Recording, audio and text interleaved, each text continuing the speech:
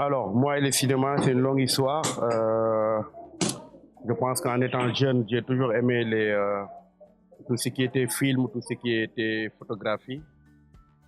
Et en grandissant, en regardant beaucoup de films, ça a été très clair dans ma tête que je voulais faire du cinéma.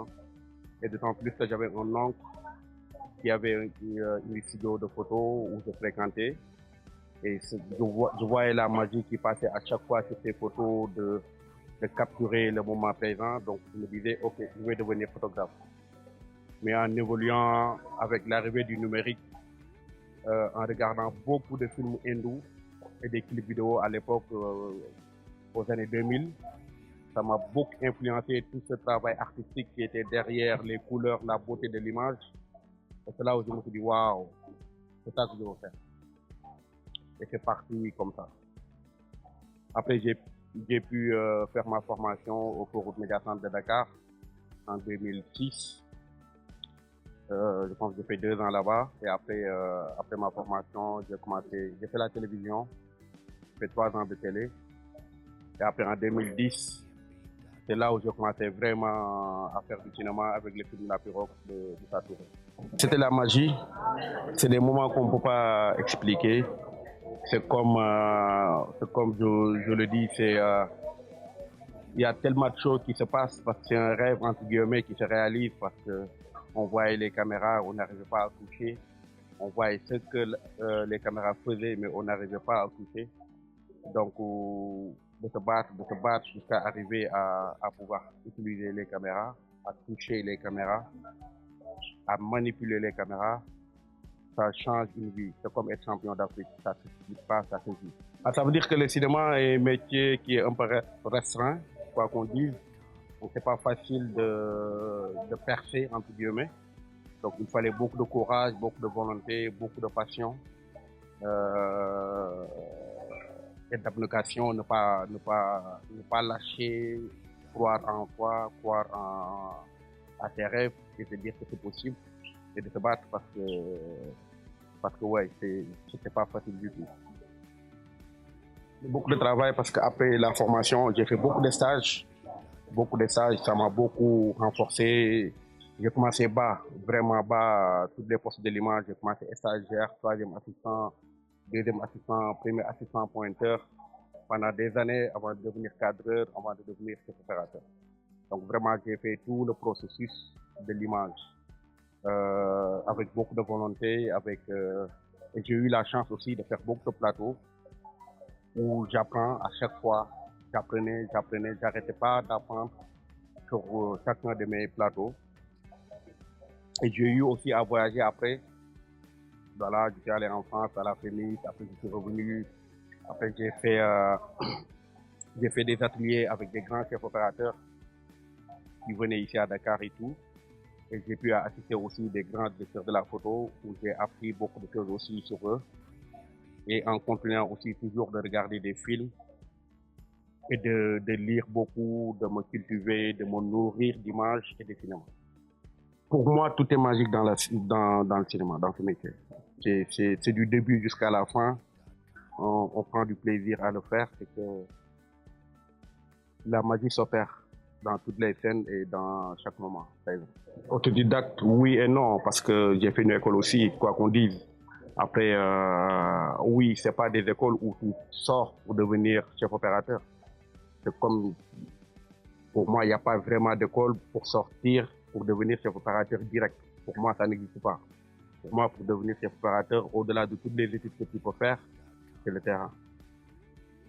Ça, c'est mon raisonnement à moi. Pour moi, le terrain, il est important. Parce que moi, j'ai fait beaucoup de terrain. J'ai eu la chance de faire beaucoup, mais beaucoup et énormément de tournages, sans les calculer, sans attendre quelque chose derrière. Je le faisais parce que j'étais passionné. Je le faisais parce que j'étais amoureux de ce métier. C'était ma vie et jusqu'à présent, c'est ma vie.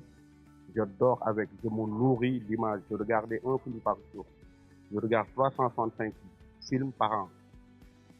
Que je suis occupé, que je ne suis pas occupé, je regarde des films. Je lis. Je regarde des making-of. Je partage ce que je sais. Je demande si je ne sais pas. ça ma force. J'apprends toujours. J'arrête pas d'apprendre parce que c'est un métier qui va vite déjà. On parlait de pellicule 16 mm, 35 mm, là on est au numérique, tu vois, ça va vite. On parlait de Full HD, on parlait de 4K, là on est à 8K, 10K. On ne sait jamais d'ici 5 ans, on sera en 15K, 20K, je ne sais pas. Donc voilà, il faut toujours se mettre en mode formation, il faut toujours se mettre en mode smart, tu vois, de ne pas peur des nouvelles technologies qui arrivent, qui vont nous envahir, quoi qu'il passe, il y aura toujours des nouveaux outils. Donc, il faut se préparer, il faut pas avoir peur si tu veux continuer sur ce métier à ces nouvelles technologies.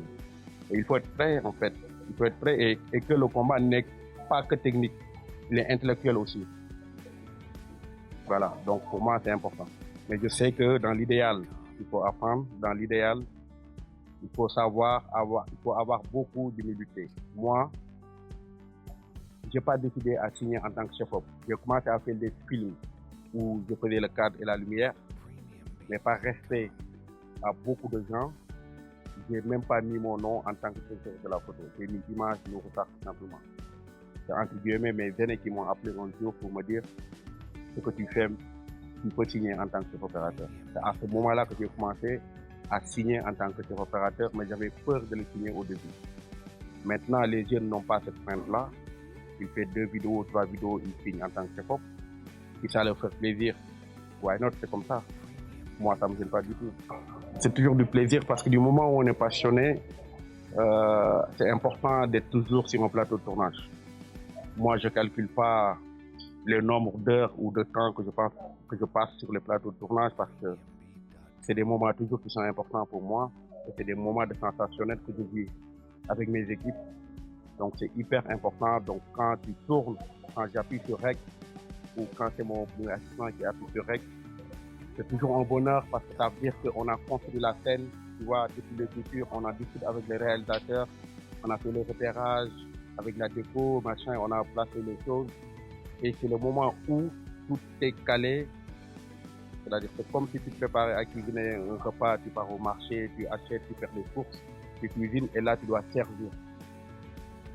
C'est à peu près cette même sensation qu'on a toujours. Pour moi, tout se résume en une mot, c'est la lumière. Pour être un bon explorateur. Et moi, j'ai eu la chance que je m'appelle Nourou.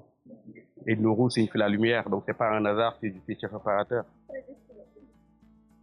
Donc voilà, après pour moi, pour être les actes qu'il faut avoir, c'est la lumière. Si tu maîtrises ta lumière, tu peux devenir un bon chef opérateur. J'ai l'habitude aussi de le dire à mes assistants que le métier de chef-op,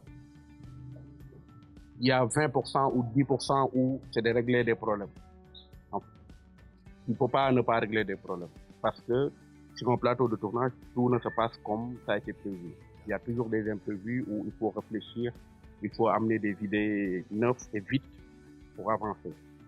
Après ça, moi, je ne les appelle pas comme des galères, je les appelle des difficultés, mais qui ont des solutions. Et du moment où on a des solutions, après, c'est juste des souvenirs. Pour moi, chaque film est différent. Chaque projet est différent. Chaque projet avec la lumière que j'essaye de créer. Après, je peux le réussir, comme je peux ne pas le réussir. Mais j'essaie toujours de différencier mes projets le maximum possible. Tout en sachant que les histoires ne sont pas identiques. Donc, du moment où ce n'est pas les mêmes histoires, on peut changer aussi la façon dont on éclaire. Pour moi, chaque film est un challenge. Il faut, du moment où la production ou le réalisateur ou quelqu'un t'appelle pour te dire que j'ai envie de faire un film avec toi, du moment où tu acceptes ce projet-là, le challenge il est déjà mis en place.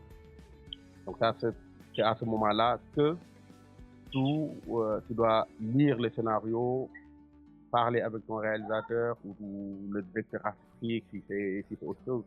Essayer de savoir vraiment qu'est-ce qu'il veut mettre, qu'est-ce qu'il veut dire par rapport à ce scénario-là. Parce que filmer, c'est simple. Mais ce qui est difficile, c'est de filmer ce qui est écrit. C'est d'apporter un plus par rapport à ce scénario que tu as lu. Donc c'est ça le véritable challenge. Le véritable challenge, c'est pas juste de faire des belles images. Maintenant, tout le monde peut faire une belle image avec son téléphone même qui filme ou qui cadre. Mais est-ce que ça raconte quelque chose? C'est ça la différence. Oui, oui, moi je suis un gars qui s'implique.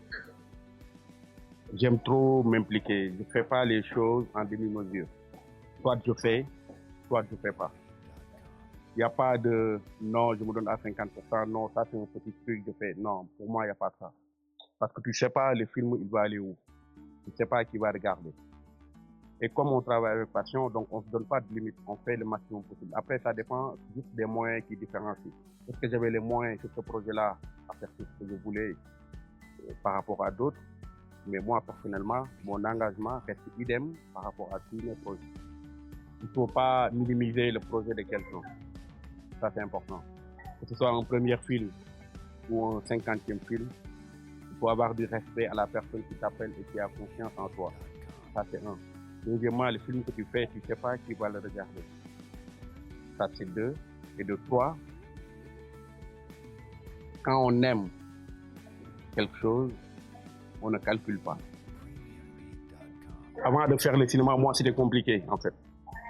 C'était compliqué que je puisse intégrer ce milieu parce que c'était restreint, parce que je n'ai pas de famille. Personne de ma famille n'a jamais fait du cinéma. Donc, quand je me suis battu jusqu'à arriver à un certain stade, je me suis dit, écoute, toutes les jeunes qui sont passionnés, qui veulent faire du cinéma, je les regroupe et je leur donne ce que je peux toujours le maximum possible. Et je me dis aussi qu'on ne peut pas créer une industrie si on n'est pas nombreux, ça c'est un. Nombre en nombre, mais nombre aussi en termes de qualité, d'être bon sur beaucoup de postes. Sur beaucoup de postes. Donc la transmission, il est important, le partage aussi. Je tiens beaucoup. Techniquement, on est armé. On a de plus en plus de techniciens sur tous les postes. Beaucoup de jeunes aiment ce métier, beaucoup de jeunes sont partis se former et revenir. Et ça aussi c'est important, il faut pouvoir leur donner de la chance pour qu'ils s'expriment sur les plateaux de tournage. Pas que en tant qu'assistant, mais il faut avoir l'audace de monter tous ces jeunes-là. Moi, j'ai monté beaucoup de jeunes qui étaient assistants et je leur dis, ok, toi tu cadres maintenant, ou bien si tu es prêt, je sens que tu es prêt, je te donne un projet, on m'appelle pour un projet. Je ne peux pas le faire, je le donne à quelqu'un d'autre. Donc maintenant, il y a beaucoup de personnes qui étaient mes premiers assistants. Maintenant, ils sont devenus chefs-op. Ils ne tournent plus avec moi parce que voilà, ils gèrent leur plateau. Je suis content, je suis fier. Pour moi, il faut revoir l'écriture. Je ne déteste pas les films d'auteur. Mais à un moment donné, il faut faire des films qui se vendent. Il faut faire des blockbusters. Il faut faire des films qui font rêver où les gens ont envie d'aller au cinéma, acheter un ticket et regarder le film. C'est aussi simple que ça, il n'y a pas de magie. On ne peut pas... Tu vois, même les Américains, ils regardent Marvel, ils te font des films. Qui n'a pas regardé Black Panther ou The Woman King? On se battait, il y avait la queue jusqu'au je ne sais pas où. Il faut vendre, il faut faire rêver les gens. Le cinéma, c'est faire rêver les gens, donner des sensations. Mais on ne peut pas donner ça avec des films en un plan qui durent 5 heures de temps. Je suis désolé. Pardon. C'est mon avis. Si on parle aujourd'hui de la culture hindoue, qui ne connaît pas la culture hindoue ici au Sénégal? Est-ce que les Sénégalais sont partis là-bas? Ils l'ont connu à travers leurs films. Qui ne connaît pas les États-Unis de 1980 et de 1990 avec le rap ou 1970? Qui ne le connaît pas? Les rêves américains. Qui ne le connaît pas? Parce qu'ils l'ont vendu sur leurs films. Ils nous ont fait rêver. L'Eldorado américain, les rêves américains, le patriotisme américain. Tout ça, c'est fait dans leurs films. C'est ça qu'on a regardé, c'est ça qu'on a gardé en tête. Donc pour vendre un pays, il faut vraiment vendre le meilleur et sortir le meilleur de son pays. Ben, tournons des films. Tournons. Qu'on tourne. Et qu'on soit passionné. Et qu'on se donne à ce qu'on fait. Et qu'on s'unisse. L'union fait la force. Il ne faut pas aller toute seule. Plus on est... Oui, c'est une histoire. C'est une histoire de cœur. Le cinéma, c'est une histoire de cœur. Si on parle des frères Lumière, c'était des frères. Tu vois des réalisateurs qui tournent depuis 10 ans, 15 ans avec la même équipe, avec les mêmes gars. ça dégage quelque chose. C'est la famille, c'est la fraternité. Il faut aimer les gens. Et il ne faut pas être têtu, orgueilleux ou bloqué sur certaines idées. Faut avoir un make sense qui peut changer facilement à comprendre les enjeux du moment. Il ne faut pas rester bloqué dans certaines positions et dire que oui, c'est ça, 1 plus 1 égale 2, c'est pas ça le cinéma. Ah, pourquoi le rouge? J'ai pas compris pourquoi le rouge. Tu es toujours en rouge? Est-ce que je suis toujours en rouge? C'est ça la question. Moi, je vois pas de rouge. Ah, tu vois quoi? Bah, je vois du bleu, je vois du marron, je vois du beige, je vois des couleurs naturelles. J'aime pas le rouge, c'est le rouge qui m'aime, c'est différent. Ouais. Coupé!